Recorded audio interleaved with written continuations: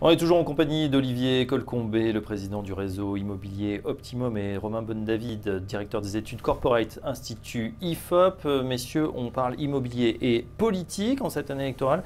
Vous avez posé également une batterie de questions.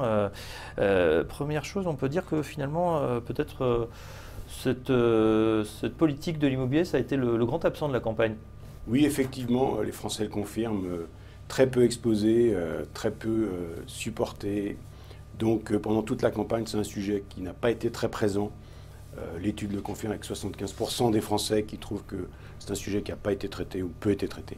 Peut être traité, effectivement. Pourtant, il y a des différences dans les programmes assez fortes. Vous les avez auscultés. Alors, les résultats sont tombés évidemment juste après le premier tour. C'était compliqué à ce moment-là d'intervenir.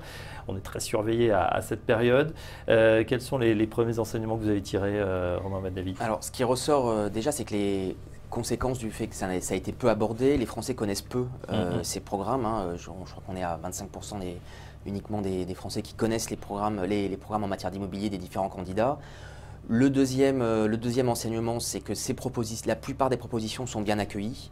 Alors il faut dire qu'on avait décorrélé les propositions du nom des candidats, pour qu'ils s'expriment le plus spontanément possible. C'est-à-dire dans votre étude, on voit effectivement qui a proposé la mesure, voilà. Possibilité pour les propriétaires de vendre plutôt leurs biens immobiliers au bout de 22 ans, ça c'était François Fillon, rénover 1 million de logements mal isolés d'ici 2022, Macron, réduire les dépenses de logement à travers un plan d'aide à la construction, Marine Le Pen, bon, évidemment, il n'en est resté qu'un.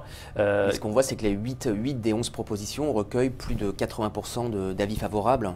Et à l'inverse d'une question, d'un enjeu, par exemple sur la construction européenne, on est sur un enjeu très idéologique avec un clivage très fort.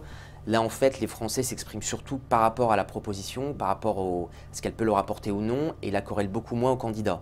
Bon, ce qui peut aussi être la conséquence du fait que les candidats, on peut parler d'immobilier, donc c'est difficile de savoir en termes d'idéologie qui défendait quoi.